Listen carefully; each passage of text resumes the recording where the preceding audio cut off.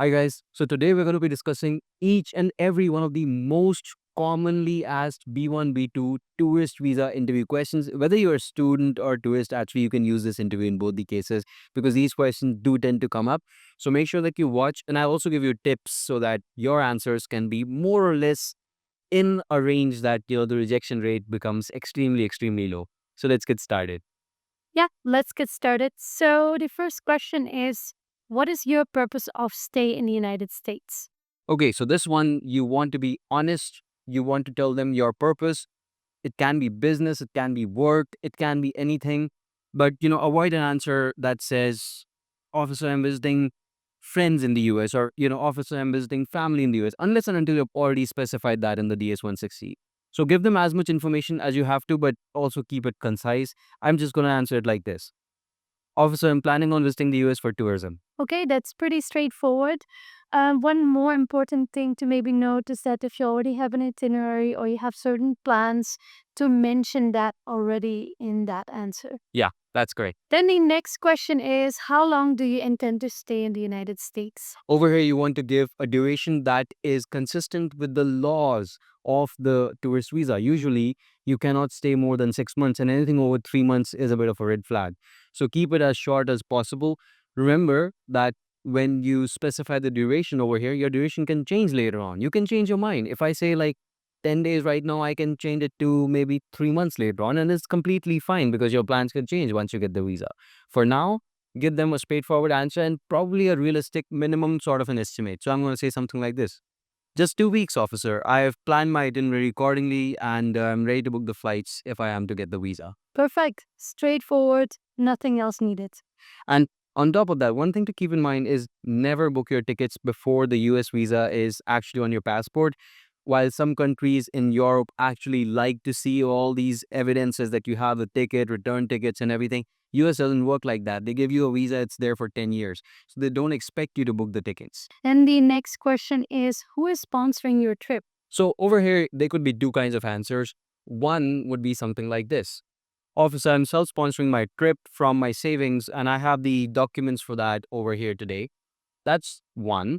And you could also have some sponsors. So the second kind of an answer would look a little bit like this. So, officer, my father is sponsoring this trip with his savings. I have a sponsorship letter from him today over here, and I also have his financial documents, including his tax statements if required. Perfect. So as you can see, he already has all the documents with him, which is highly recommended. Furthermore, if you are going to mention numbers, always mention them in US dollars. Next question is, do you have any relatives or friends in the United States? So, a bad answer over here looks a little bit like this, especially if you have not mentioned any relatives on the BS 160 itself, and then you go ahead and say, Yes, officer, I have friends in the US in all 51 states. You don't want to say that to the officer. You also don't want to say that I have a friend in Texas, but I'm not visiting Texas this time. Why do you mention them, right? You only mention whatever's mentioned on the DS 160. So a good answer would look like this: No, officer, I don't have any close relatives in the US. Or what you can do is you can basically answer it as follows by actually mentioning someone who's already mentioned on your DS 160, but then being realistic or true about it. So, yes, officer, I do have my far aunt who lives in the US, but I'm not quite sure where she stays because we're very out of touch. So the next question is, what do you do for a living? So, now again, it depends on who you are. Maybe you're a student, then, you don't really have work, and you can specify that. You can say something like, Officer, I'm currently a student. As you might see in my documentation, I plan on going to the US during my summer vacation. I'll be back before my next term starts. So something like that. Or you can mention if you're, someone in the industry, something like this. Officer, I work with Infosys for the last 4 years. I've been working in Bangalore as a software developer with them. And I believe that's going to be what I'm going to be doing as well in the future as well. So in both cases, what you can see is that you have a strong reason to return back to your home country. As long as the visa officer sees that, you're good to go. So next question is, have you traveled internationally before? Now, this is one of the most common questions you would see on a B1, B2 tourist visa interview generally. And, if you have traveled, then you say, Yes, officer, I've traveled to Thailand and Vietnam before. Having this history, by the way, helps your visa officer know that you go ahead to other countries and you come back in time. You don't settle down overseas, and it's helpful. But If you don't have any such travel history, you be realistic about it and you say, no, officer, this is the first time I'll be going overseas, which is also fine, by the way. So next question is, do you have travel insurance for your trip? So this question is increasingly common. Note that there's no law or rule that states that you must already have travel insurance before you're going for a visa itself, because until you've gotten the visa, you may not even have booked your tickets, which is fine as far as the US is concerned. So you can say very clearly, no, officer, I haven't gotten a travel insurance yet because I believe that's contingent to me getting the visa here today. If you already have it, you can let them know though. Yeah. Next question is, why do you want to visit the United States now? This is also a new and common question we've seen come up more and more lately, where they want to know about why now, essentially, why not earlier. Over here, again, if you're a student, you could just say something like, I've been saving up for quite a while, officer, and I believe this would be the right time for me to go because that's what my finances allow as of now. They just simply did not allow it before. However, if you are a 40, 50-year-old person and you're going to the US for the first time, essentially, right, you probably want to be a little bit more clear about why you have not visited before. So you can talk about any particular events that are happening in the US or any particular event due to which you want to go. Maybe it's your cousin's wedding, maybe it's someone's demise, could be any reason, but something that calls you there now is generally helpful.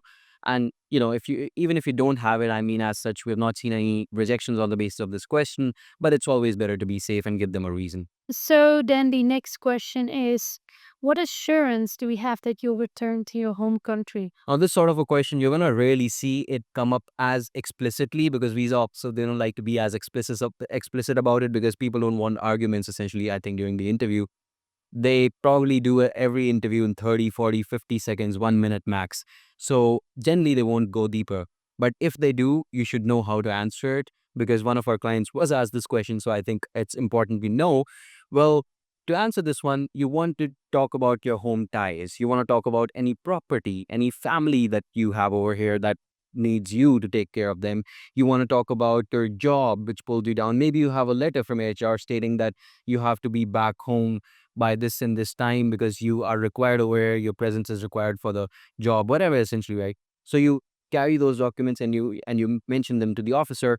Officer, I have a letter over here from my employer stating that I must be present 2 months later back here, due to which I don't think I'll be able to extend my trip. I will have to come back. And I've been working at this company for the last 4 years. That's one reason. Another one is that my parents, they rely on me for day-to-day activities and functioning of the household. My dad himself, he's not able to work quite a lot. He's quite old now. That's one reason as well.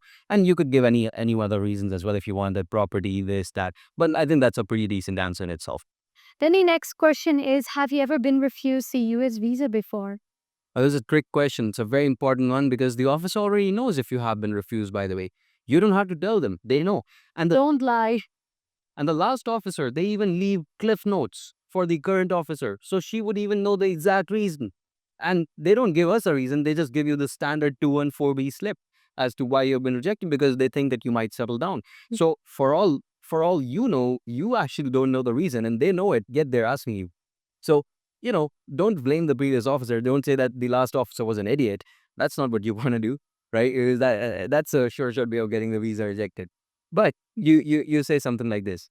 Officer, I feel like I failed to express myself clearly because it was my first interview last time and I think I stuttered quite a lot, could not get my point across, and maybe I just, you know, was not able to represent myself fairly, and that's why I believe the officer may have rejected me. Yeah, that's a good answer. As long as you don't lie and as long as you're just clear, you should be good to go with this one. Then the next one is, can you show me your itinerary? Or they ask sometimes about the return ticket, or they ask about a hotel booking, for instance. There's many ways to answer this. If you do have the evidences, you let them know. If you haven't made any plans, then you don't need to mention it, of course. You don't need to make up something.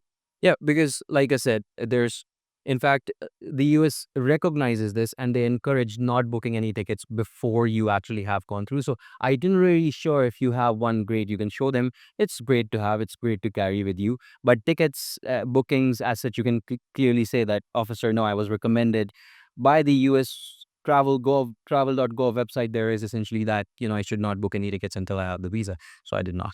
Yeah. Number 12. Are you traveling alone or with someone? So over here, you want to be clear. Just mention, Officer, I'm traveling with my spouse.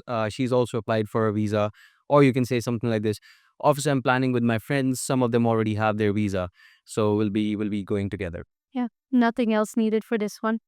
Number 13. When was the last time you met your relative in the United States? Now, this is an important one. If you have a relative in the US who is very close to you, you've mentioned it in the DS-160, you still want to answer it a little bit like this. Officer, I don't remember. I think it's been about 6 years, 7 years. They came back to India back, I think 6 years back, and maybe then I think I saw them, but it's been a very long time we've been out of touch. So you can say something like this. The goal is to make the officer believe that you are not going to go ahead, start living with this person, and maybe then find a way to, I don't know, gain asylum or stay in the country longer, right?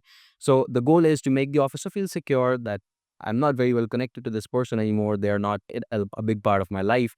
And that usually does the trick. One important thing to note is that if the person, like a cousin or any relative that you're maybe visiting in the United States, and this person lives in the same location as you're landing, and you lie about not meeting them, that may be a very huge red flag. So at least be very upfront and honest about it in that case. So next question is, how much do you expect this trip to cost you? Well, officer, I've estimated a total of $4,000 for lodging, food, travel expenses. I've also kept $2,000 on top of it, just for security because I'm not sure there may be some expenses that are unforeseen, and hence I believe $6,000 should be a pretty decent budget for this 2 week trip. But with that said, I do have access to more than $15,000 as a part of my bank statements, just in case you'd like to verify. As long as you mention you have enough money, you're good to go. So that concludes the most common questions for the B1 B2 interview. Now, if you need to practice with us, we have AI mocks, but we also have one-on-one mocks where we can tailor your answer according to your specific profile, which is very important. You don't want to come up with generic answers. Yep. Every case is different. Yep. Absolutely. And if you want one on one tailored answers, you can go on to YMGrad.com, sign up over there, and you'll be able to see the mock interview service where you can connect with us for a one on one interview and we'll train you for your particular case. Thank you so much for coming in, watching this one, and I hope to see you in the next one. Make sure you subscribe to the channel and share with the people who need to know so that we have more and more visa approval rates. Thank you and goodbye and take care. Until next one.